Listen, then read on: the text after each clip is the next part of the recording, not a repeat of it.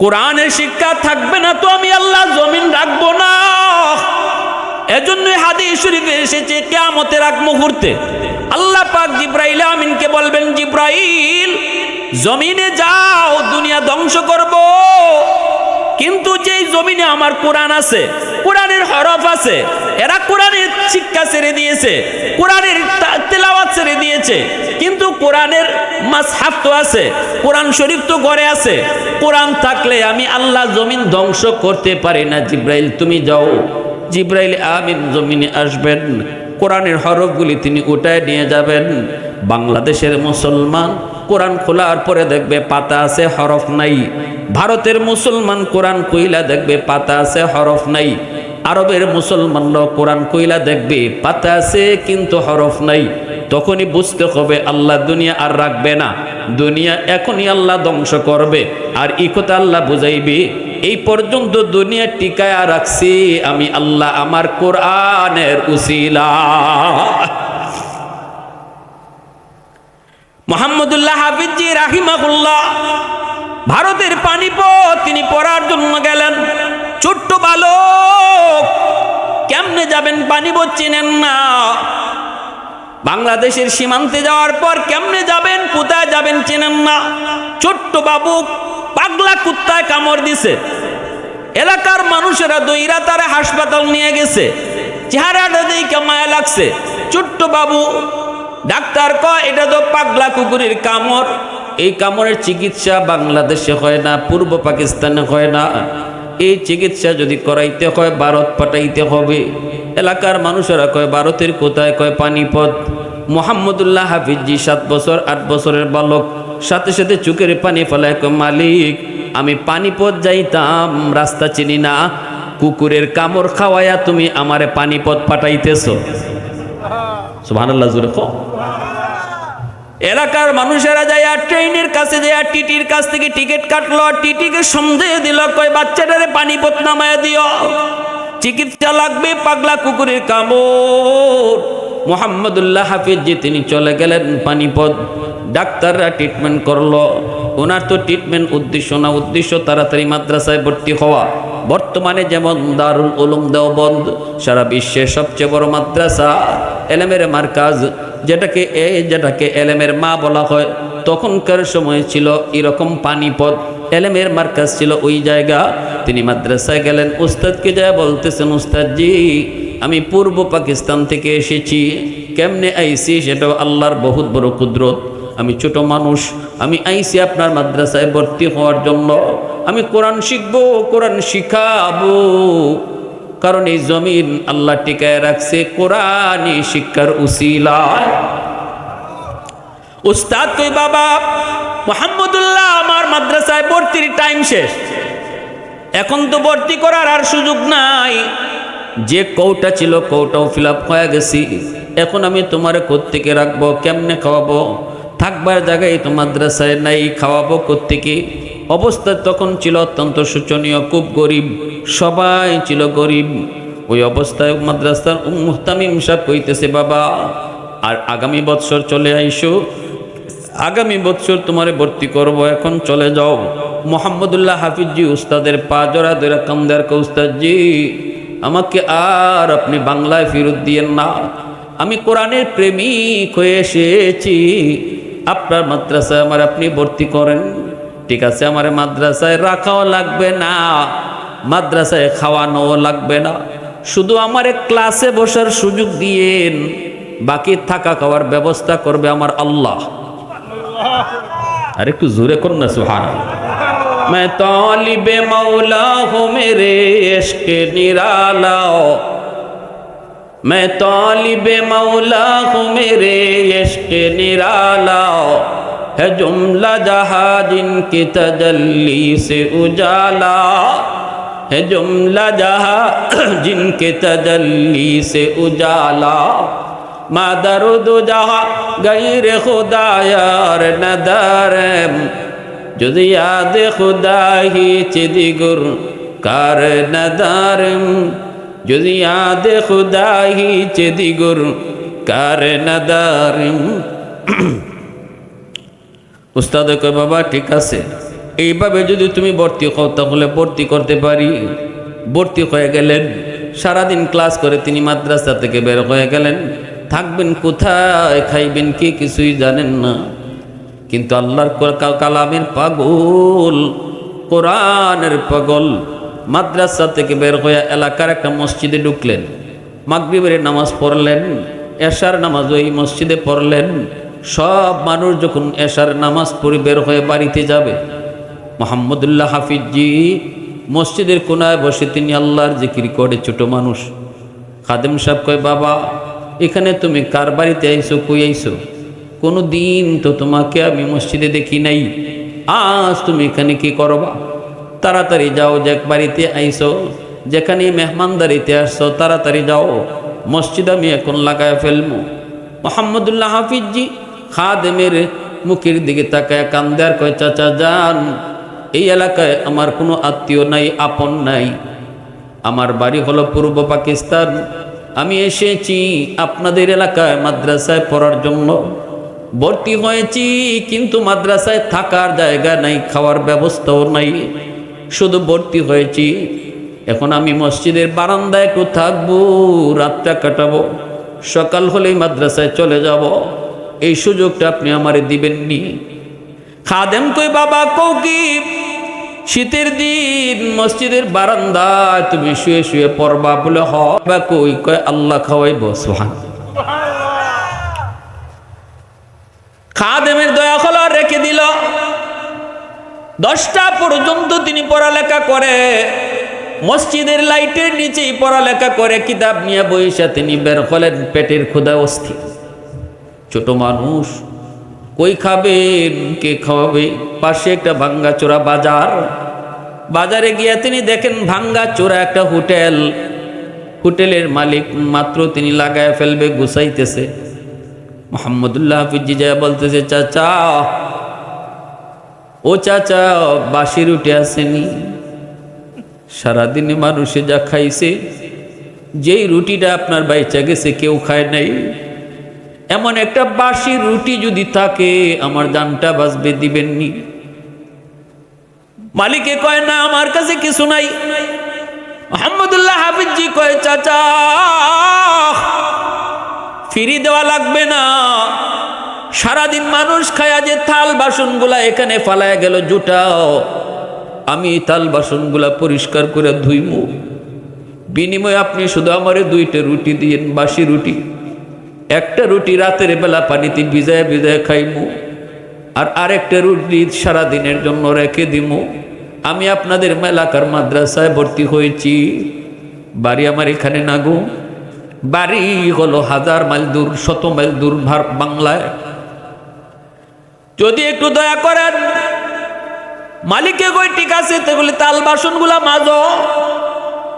মানুষের জুটাগুলা মোহাম্মদুল্লাহ হাফিজজি নিজের হাতে পরিষ্কার করেন, ধুন। বিনিময়ে 2টা রুটি উনাকে দেয়, একটা রুটি পানিতে ভিজায় ভিজায় রাতে খান, দিনের বেলা আর একটা রুটি খান। এইভাবে তিনি মাদ্রাসায় আসা যাওয়া করেন। ভাইরা বন্ধুরা, একদিন এলাকার একজন মানুষ মারা গেল। জানাজা মাদ্রাসার সামনের মাঠে। জানাজার পর ওই এলাকার রসুম ছিল 40 দিন একজন ছাত্ররে তারা খাওয়ায়। হুজুর, একজন ছাত্র দেন, আমার আব্বা মারা গেছেন, আমরা 40 দিন ছাত্রটারে খাওয়াবো। বড় হুজুরের তখনই মনে পড়ে গেল মোহাম্মদুল্লাহ হাফিজজি, কই তাকে পোলাটায়, কই খায়, কি করে, ঠিক মতো জিগাইও না, কই না, কিন্তু মাদ্রাসার 1 নম্বর ছাত্র, কষ্ট কইরা কইরা পড়তেছে মাদ্রাসায়, তাকেও না খায় না, কিন্তু মাদ্রাসার 1 নম্বর ছাত্র মোহাম্মদুল্লাহ হাফিজজি। উস্তাদের নজরে পড়ে গেল। উস্তাদ ডাক দিয়ে কয়, মোহাম্মদুল্লাহ বাবা, বাবারে আমিও বড় অভাবে কষ্টে, তোরে কোনো কিছু জিগাই না, কারণ আমি নিজে শরম পাইমু, জানি বাবা খুব কষ্ট করে তুমি থাকতেছ, কেমনে কাও? কয়, হুজুর একটা হোটেলে থাল বাসন মাজি, জুটা পরিষ্কার করি, আমার বিনিময়ে 2টা বাসি রুটি দেয়। উস্তাদের চোখ দিয়ে পানি পড়ে, উস্তাদ কান্দে আর বুকে জড়ায় কয়, বাবা আয় আমার বুকে আয়, তুই সত্যিকারের আমার মালিকের কোরআনের পাগল। কালকে থেকে তোমার 40 দিনের জন্য লজিং বা হইছে, ওই বাড়িতে তুমি আজকে 40 দিন খাইবা থাকবা, মরা বাড়িতে। মোহাম্মদুল্লাহ হাফিজি ওই বাড়িতে গেলেন। আলহামদুলিল্লাহ, এখন টাকা খাওয়ার সমস্যা নাই, মাদ্রাসায় আসা যাওয়া করেন, ওই বাড়িতে খান, ওই বাড়িতে থাকেন।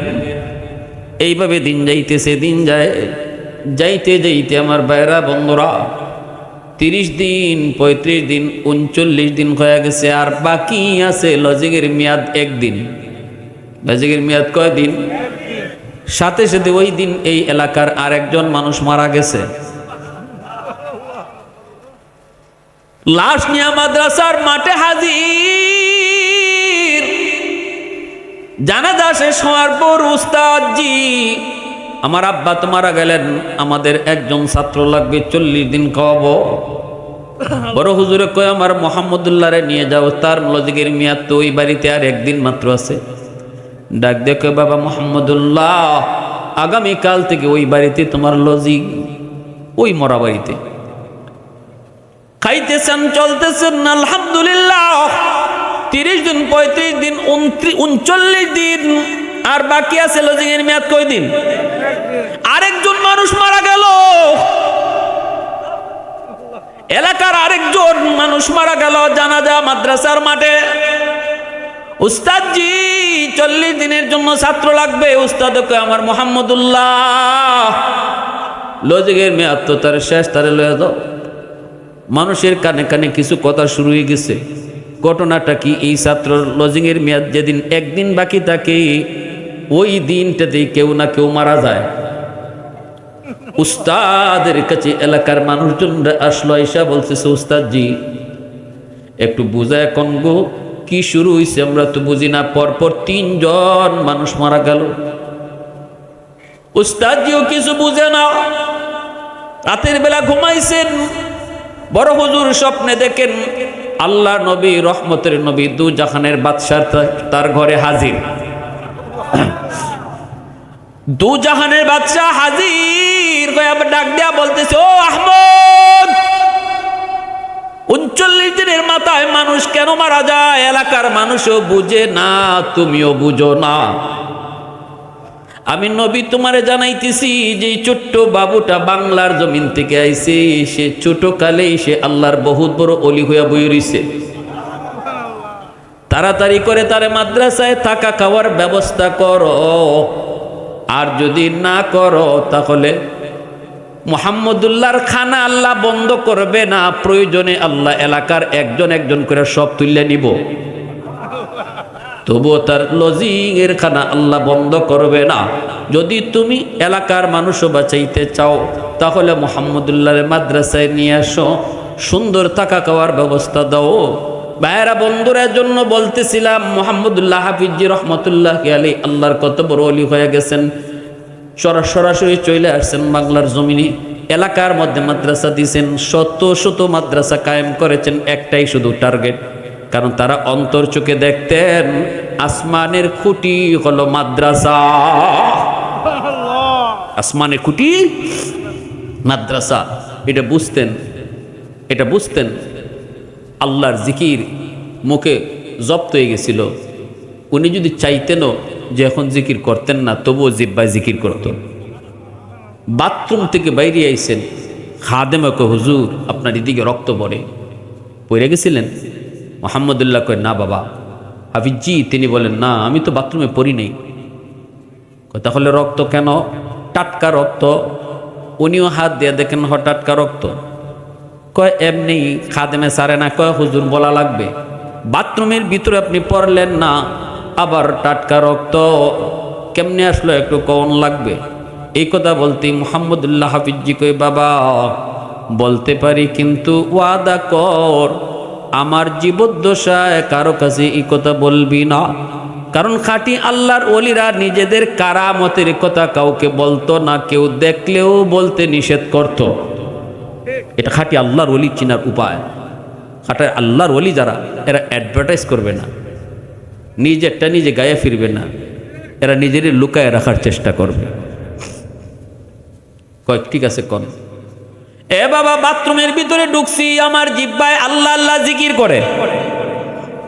আমি জিব্বারে কইলাম এটা বাথরুম নাপাক জায়গা, এখানে আল্লাহ আল্লাহ জিকির করা যায় না, তুই বন্ধ কর। কিন্তু জিব্বায় আমার কথা শোনে না, আমার কথা মানে না। বল আমি কি করি? গুসার চোটে জিব্বারে কামড় দিয়া ধরছি, এমনভাবে দাঁত দিয়া কামড় দিছি জিব্বা কেটে ফেলছি যেন জিকির বন্ধ করে। এই জিব্বা দাঁত দিয়া কাটার কারণে রক্ত বের হয়েছে। मैं तालिब मौला हूँ मेरे इश्क निराला, मैं तालिब मौला हूँ मेरे इश्क निराला, है जुमला जहाँ जिनकी तजल्ली से उजाला, है जुमला जहाँ जिनकी तजल्ली से उजाला, मा दर्द जहाँ गैर खुदा यार नदारम, যদি আদে খুদা হিচ দিগুর কার নদারম, যদি আদে খুদা হিচ দিগুর কার নদারম। মুসলমানের আওয়াজ কও আল্লাহু আকবার। আমাদের সিলেটের নুরুদ্দিন ঘরপুরি রহমতুল্লাহ আলাইহি, শাইখে কাতিয়া রহমতুল্লাহ আলাইহি, শাইখে বাগা, শাইখে বরুণা, যত আল্লাহর ওলিরা রয়েছেন প্রত্যেকেই কিন্তু একটাই তাদের মিশন ছিল, যেখানে গেছেন সেখানেই মাদ্রাসা তৈরি করেছেন। মাদ্রাসা তৈরি করেছেন, একটাই তাদের টার্গেট। কারণ তাদের অন্তর চোখ দিয়া তারা দেখতেন মাদ্রাসা যতদিন জমিনে থাকবে ততদিন জমিনের হায়াত আল্লাহ বাড়াবে, সুবহানাল্লাহ। ততদিন জমিনকে আল্লাহ আযাব গজব থেকে হেফাজত করবে। মাদ্রাসা বন্ধ হয়ে গেলে আল্লাহ এলাকার মানুষের জীবনটা আল্লাহ বন্ধ করে দিবে। কেউ যদি কয় মাদ্রাসা বন্ধ করে দিব, আল্লাহ কয় আমিও তোর জীবন বন্ধ করে দিব। মাদ্রাসা বন্ধ করা না, বরং নিজের জীবন নিজে বন্ধ করা। মাদ্রাসায় যদি কেউ হাত উঠায়, মাদ্রাসায় হাত উঠাইল না, বরং নিজের পায়ে নিজে কোরাল মারলো। কারণ মাদ্রাসা বন্ধ হবে, কোরআনের শিক্ষা বন্ধ হবে, আর আল্লাহ তোমাকে তোমার চেয়ারে বসায় রাখবে, হবে ঠিক না নি?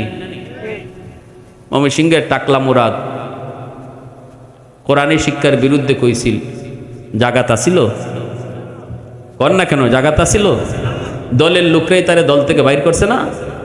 সে কইছিল মাদ্রাসা শিক্ষা দরকার, কি মেসাব দিয়ে কি হইতো, হুজুর দিয়ে কি হইব, মাদ্রাসা পড়ে কি হয়, আজে বাজে কথা কইছে। এমপি গিরিও গেছে, দল থেকে বহিষ্কার হইছে। পরে এমন নষ্ট হওয়া হইছে, মাথার উপরে ফ্যান, ঝুলন্ত ফ্যান ঘুরতেছে, আরো মানুষজন আছে, অন্য কারো মাথায় পড়ে না, এই ফ্যান তার মাথায় পড়ছে। এই ফ্যান কার মাথায় পড়ছে? ওই যে টাকলা, মাথাটা যে টাকলা, টাকলাতেই পড়ছে। তার মানে একটা জড় পদার্থও বুঝে, একটা ফ্যানেও বুঝে, একটা বাঁশ, মরা বাঁশেও বুঝে। আল্লাহ তার কোরআনে বলছেন প্রতিটা জড় পদার্থের একটা অনুভূতি শক্তি আছে, এরাও বুঝে। এই জমিন আল্লাহ কাদের উসিলায় টিকে রাখছে?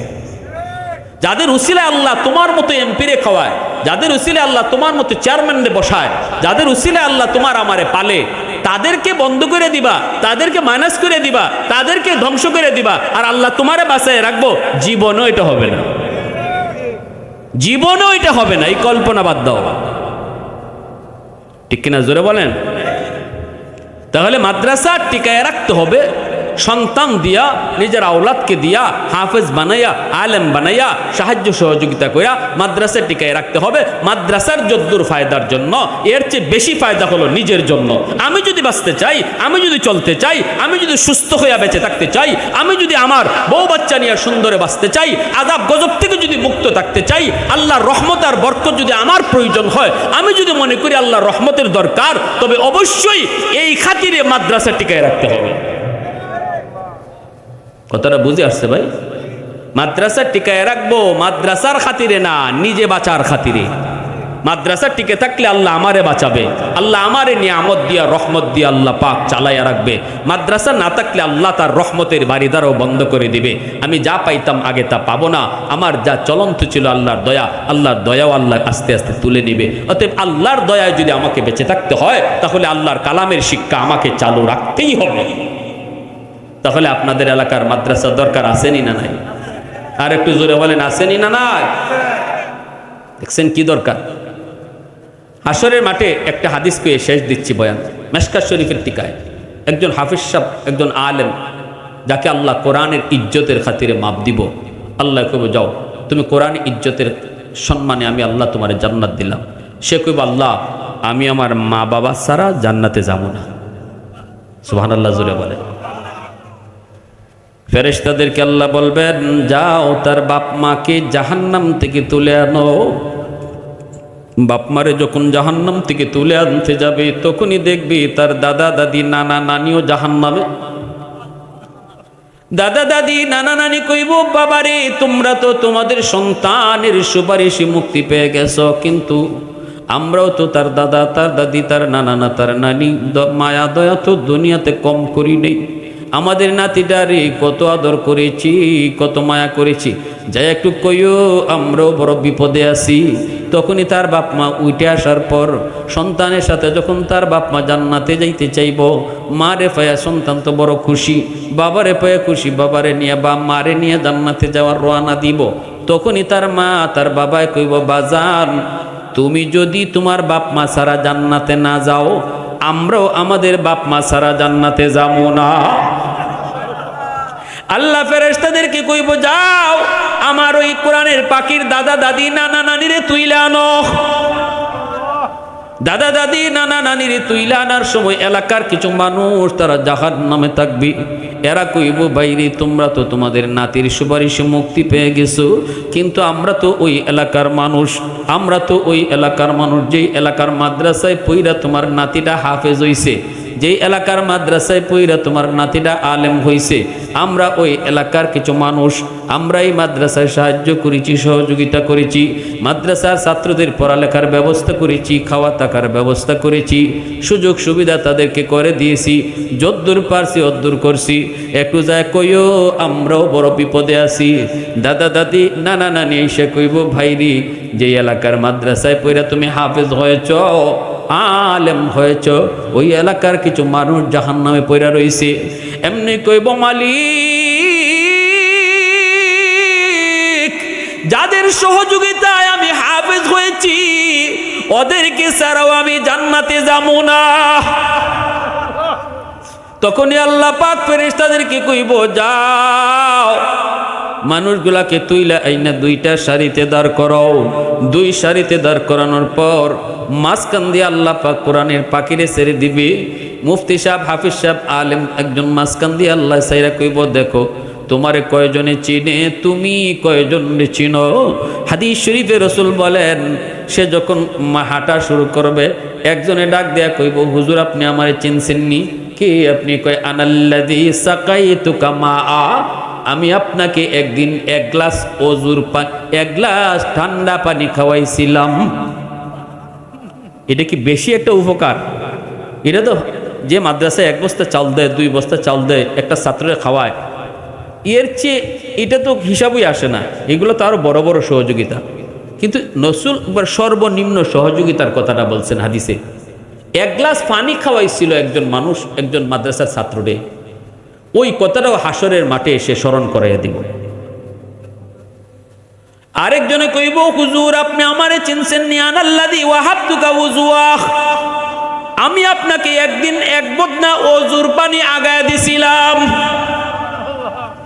নবীজি বলেন এইভাবে যতজন এলাকার যত মানুষ মাদ্রাসাকে সহযোগিতা করেছি, যে যেভাবে করছে টাকা দিয়ে, বুদ্ধি দিয়া, শ্রম দিয়া, যে যেভাবে এই মাদ্রাসার ছাত্রদেরকে উস্তাদদেরকে থাকা খাওয়ার ব্যবস্থা পড়ালেখার ব্যবস্থা করেছে, ওই কথাটা সে ওই দিন বলবো। তখনই সে ওই হাফেজ আলেম কইব মালিক আমি সবাইরে চিনছি, এরাও আমারে চিনছে। তখন আল্লাহ পাক কইব বরযাত্রীর মতো জান্নাতে ঢুকো।